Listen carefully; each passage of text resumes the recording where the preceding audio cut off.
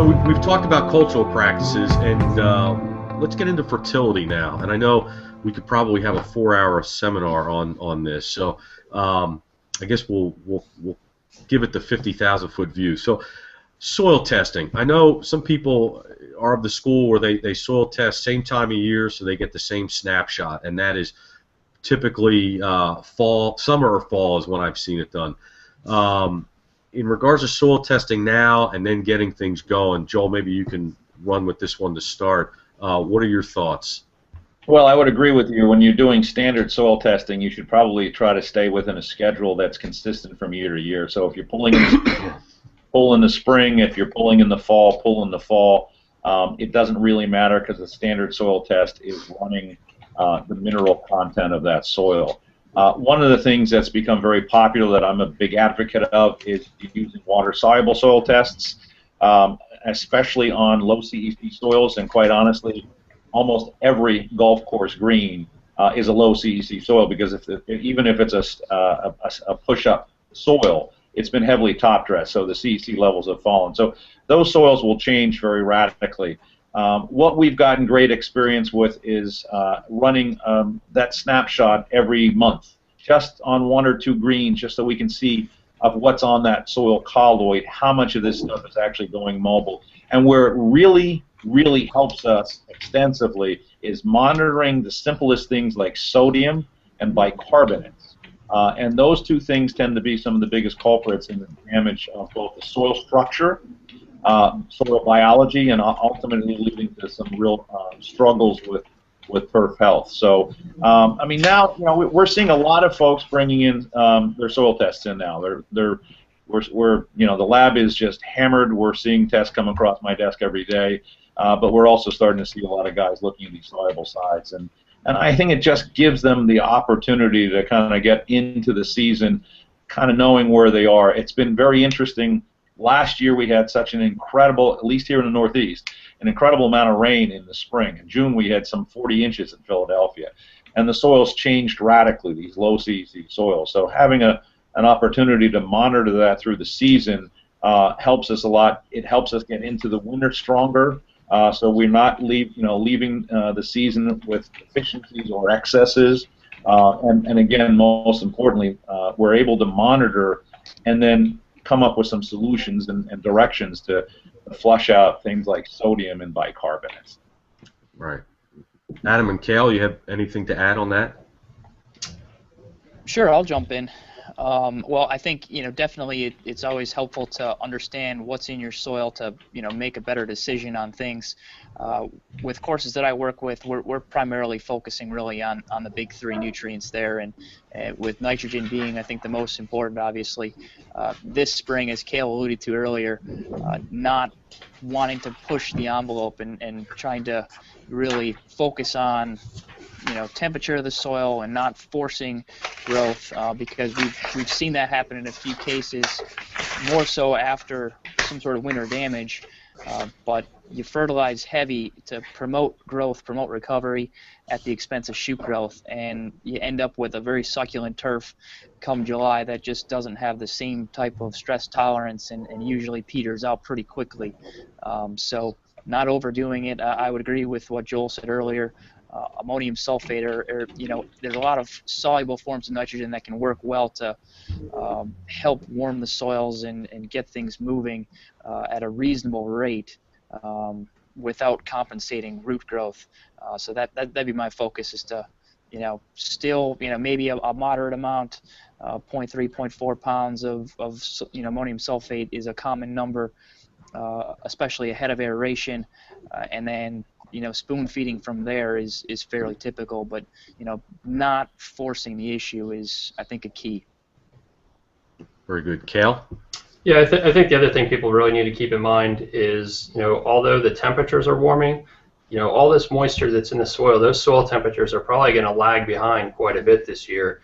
And again, that temptation to over-fertilize a little bit too early, you need to be very, very careful with that. And if you do start going down that road, realize that plant growth regulators are your friend, because that's going to be part of it as well. And the whole cycle of scalping and puffy turf and everything else. The other part of that is, clubs that have the older push-up greens versus the sand greens. You might be talking to your friend, just across the street, and those construction methods are going to have a pretty big influence as well. Right. Now, in terms of fertility, there's some guys that'll go out with granulars, and that's kind of it, and maybe spoon feed a little bit with foliar, and then there's some guys that are strictly foliar coming out of the winter. Again, what are your thoughts on that? Do we get it going with foliar? Do we treat it differently based on what we're seeing this year? Well, I'll jump in on that if you don't mind. A couple things. First of all, you can't do a whole lot on the soil. If you're trying to change your soil profile, you can't do much with foliar. They're very important. I'm a huge believer. I think they've really helped change a lot of programs, but don't think for a second if you've got some major deficiencies in your soil profile as identified on that soil test that you're going to make big changes with just that foliar. You still want to look at that soil as a physical entity, and you want to create an entity that allows drainage and air movement. And the other thing I would throw into the mix here real quick is don't be scared away by phosphorus. I think right now phosphorus is going to be an important element to make soluble, and maybe the best way to do that is through a foliar program. But when the plant is under stress, it's going to call on phosphorus as its main energy source. It's not available, and it tends not to be in cold soils. To get that winter recovery, that little bit of phosphorus is going to make a big play in keeping these soils working and the turf, the stress factor on the turf a little bit less. But you're not going to change soil if you need to change it with a foliar program. But at the same time, your soil's not going to give you much of anything. So you're really working both sides. You got to kind of work both sides of that coin. Right. Adam or Cale?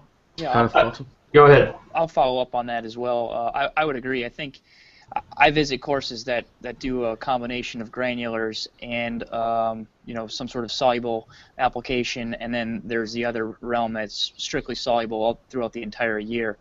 And they both can work really well. I will say I think you're more likely to deplete some of your soil reserves if you're strictly on a soluble program for an extended time period. So that's where having a granular application I think is pretty helpful. To follow up with Joel's comment in regards to other nutrients, the latest research out of Rutgers is showing that potassium actually has got a big role in anthracnose management, and they've got 2 years of data so far, but that's also an important nutrient to keep in mind, especially if you've battled anthracnose over the past few years, that a 1-to-1 ratio or even a 1-to-0.5 ratio of N to K might be something to consider if that's a component. And with the state of the grass being so weak, I think it's important to really pay more attention to your disease management programs, in particular with anthracnose, which is obviously a stress-related disease. Cale, anything to add on that? No, I'm okay right now. I did want to mention something or ask Joel. Where do you think you're talking about the bicarbs and the sodium? Where do you think what is different this year with that compared to other years? I don't know that it is different, Cale. I think what we see is accumulation occurring through the winter months. It just seems that when we look at soil test data at this time of year, we see some accumulations. Now, clearly, it's coming from irrigation water. Okay. So it could be accumulating over the season and then just sitting there through the winter months and not able to get out because it's not draining properly. And then to address Adam's point, I completely agree with you on the potassium, and it's interesting.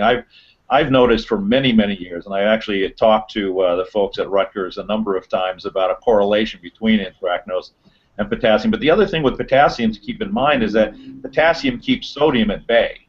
So keeping potassium levels strong, especially when you identify through your soil testing data that your sodium levels are high, making sure that that potassium level, that your program keeps a small but frequent approach at potassium is very important, because the potassium will keep that sodium kind of at arm's length and keep it from flushing into the cell and pushing sodium-induced wilt. But most of those two things are typically irrigation water, and they'll accumulate. And again, in a soil that's not draining well through the winter months, you're going to see that stuff pick up. It's a strange chemistry, but it's always there at this time of year.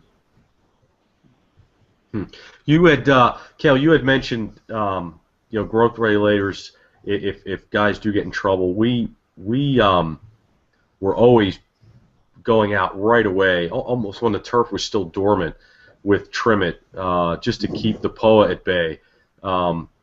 Any different recommendations this year in terms of on a program like that for POA control based on how weak your other desirable turf may be? I think you could talk around this thing in circles. I mean, Yeah. as a lot of people do with the POA question. And Adam, you probably have had some internal discussions with your folks. If you've got some thin turf already, there's one school of thought that's like, well, let's not do anything that's going to slow down whatever's existing there to allow it to fill in. But then there's the other side of people that are trying to reduce their POA populations. They're like, I got this thing on the ropes right now. Let's go ahead and punch it in the nose. At the end of the day, the game of golf is played on grass. Grass cover. So you may have to adapt to your individual situation. Right, Adam. Yeah. From a POA control standpoint, most of the courses that I work with are, they might think about a POA control program and quickly reverse that once they realize just how much POA they actually have. So that's always something to keep in mind. But as far as growth regulators, I would say if you've got damage on your course, it's a hole by hole, surface by surface type of discussion as to what you want to do with respect to recovery, just getting back to growing grass the old-fashioned way, or keeping a growth regulator in the program to help minimize all the mowing and other programs that you would do otherwise if it wasn't there. Now that said, with putting greens in particular, I think thin turf typically we'll still see plenty of people applying Primo Max, for instance, on a pure POA green or mostly POA green, even when it's thin. But anytime you talk fertility, I think the growth regulator component has got to be a balance with that. Unless you really have some damage, most of the courses that I visit still are adding in a little bit of a growth regulator. And the bigger concern I have is with everything being delayed with seed head programs and then aeration, they're going to align more typically this year than probably in years past for a lot of people.